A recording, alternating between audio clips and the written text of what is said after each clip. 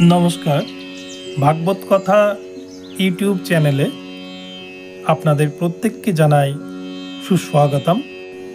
आमी गतदिन गीतार कर्मयोगेर 13 থেকে 15তম श्लोक व्यक्त करेছিলাম।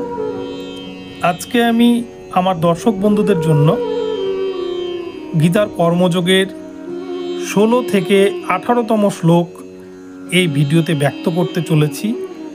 আপনারা যারা এখনো পূর্বের ভিডিওগুলো দেখেননি আপনারা আমার চ্যানেলে গিয়ে প্লেলিস্টে গিয়ে কিন্তু অবশ্যই সেই ভিডিওগুলো দেখে নেবেন।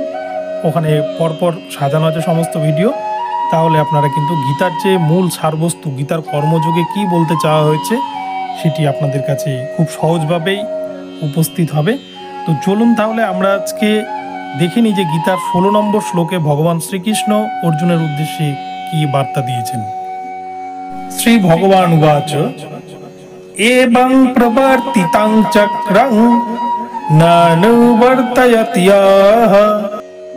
অঘায়ুরিন্দ্রিয়ারামো মোঘং পার্থ সজীবতি। এই শ্লোকের বাংলা অনুবাদ হলো ভগবান শ্রীকৃষ্ণ অর্জুনকে বলছেন, হে অর্জুন, যে ব্যক্তি এই জীবনে বেদের দ্বারা প্রতিষ্ঠিত কোনো যজ্ঞ অনুষ্ঠানের পথ অনুসরণ করেন না বা বেদের দ্বারা যে যজ্ঞ অনুষ্ঠানের কথা বারংবার ভগবান শ্রীকৃষ্ণ বলেছেন সেই পথ যারা অনুসরণ করেন না, যারা শুধুমাত্র তাদের ইন্দ্রিয়ার্থ সুখের বিষয় নিয়েই তারা ব্যস্ত থাকেন, তাদের জীবন ধারণটাই কিন্তু বৃথা এবং তারা সমাজে পাপী ব্যক্তি বলে জানিবে। একথা ভগবান শ্রীকৃষ্ণ অর্জুনকে বলছেন। অর্থাৎ এর যদি আরেকটু সরলভাবে বলি সেটা হচ্ছে যে কোনো মানুষ যারা ভগবানের যে উপদেশ অর্থাৎ যে যাগযজ্ঞাদির কথা বলা হয়েছে সেই যজ্ঞ কিন্তু গীতার ভাষায় বিভিন্ন রকমের হতে পারে। কেউ হরিনাম সংকীর্তন করে যজ্ঞ করতে পারেন, কেউ নিষ্কাম কর্মের মাধ্যমে যজ্ঞ করতে পারেন, আবার কেউ যাগযজ্ঞাদি অনুষ্ঠানের মাধ্যমে কিন্তু যজ্ঞ করতে পারেন, আবার কেউ ঠাকুরের ভজনা করে যজ্ঞ করতে পারেন। তো এই সমস্ত ক্রিয়াকর্ম না করে বা এই সমস্ত যজ্ঞকর্ম না করে যে ব্যক্তি শুধুমাত্র ইন্দ্রিয়ার্থ সুখের বিষয়গুলো নিয়েই ব্যস্ত থাকে সারা জীবন, তারা কিন্তু সমাজে পাপী ব্যক্তি হয় এবং তাদের এই মানব জীবনটাই বৃথা। একথা ভগবান শ্রীকৃষ্ণ অর্জুনকে বলছেন। এবারে 17 নম্বর শ্লোকে ভগবান শ্রীকৃষ্ণ অর্জুনের উদ্দেশ্যে বলছেন, ইয়স্তাত্মারতিরেব স্যাদাত্মা তৃপ্তস্য মানবঃ আত্মন্যেব চ সন্তুষ্টস্য কার্যং না বিদ্যতে। এই শ্লোকের বাংলা অর্থ হচ্ছে ভগবান শ্রীকৃষ্ণ অর্জুনের উদ্দেশ্যে বলছেন, যে ব্যক্তি আত্মাতেই প্রীত, আত্মাতেই তৃপ্ত এবং আত্মাতেই সন্তুষ্ট, তার এই পৃথিবীতে আর অন্য কোনো কর্তব্য কর্ম নেই। অর্থাৎ এই শ্লোকাংশের বাংলা অর্থ ভালো করে বুঝতে গেলে আপনাকে 16 নম্বরের যে শ্লোক পূর্বের যে শ্লোকটি ব্যক্ত করলাম সেই শ্লোকের অর্থটা ভালো করে বুঝতে হবে।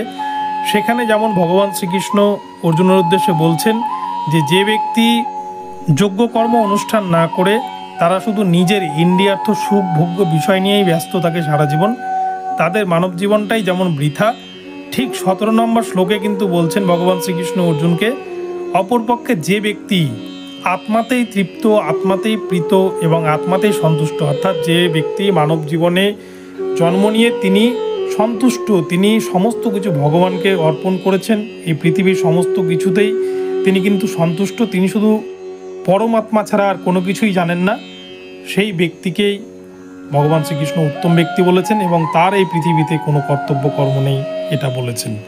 এবারে 18 নম্বর শ্লোকে ভগবান শ্রীকৃষ্ণ অর্জুনকে কি বলছেন আমরা এবার দেখে নেব। নৈব তস্য কৃতেনার্থ না কৃতেন কশ্চন ন চাস্য সর্বভূতেষু কশ্চিদর্থ বপশ্রয়ঃ।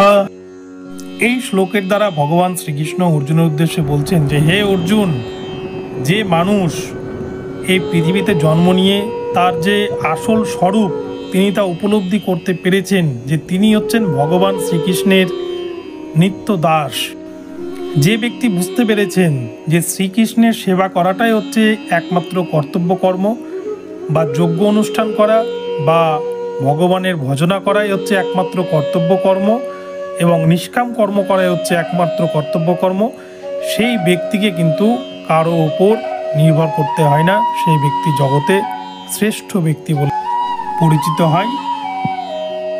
এই শ্লোকাংশটির অর্থ যদি উদাহরণস্বরূপ বলি তাহলে রামচন্দ্রের যে শ্বশুর মশাই ছিলেন, যিনি জনক রাজা, সীতাদেবীর পিতা, জনক রাজা কিন্তু যে রাজ্য ছিল, তার যে প্রাসাদ ছিল, সে প্রাসাদ পুরোটাই স্বর্ণ দিয়ে তৈরি থাকলেও তার কিন্তু কোনো আত্মঅহংকার ছিল না। তিনি সমস্ত কিছুই ভগবান শ্রীকৃষ্ণের চরণে অর্পণ করেছিলেন এবং তিনি আত্ম উপলব্ধি করতে শিখেছিলেন যে তিনি হচ্ছেন ভগবান শ্রীকৃষ্ণের একমাত্র নিত্যদাস।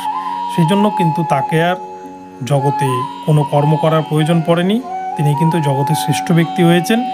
তো এই 3টি শ্লোকাংশের অর্থ আমি আপনাদের ব্যক্ত করলাম। আপনাদের ভিডিওটি ভালো লাগলে চ্যানেলটিকে সাবস্ক্রাইব করে দেবেন এবং চ্যানেলটিকে চারিদিকে শেয়ার করে ছড়িয়ে দেবেন। ধন্যবাদ।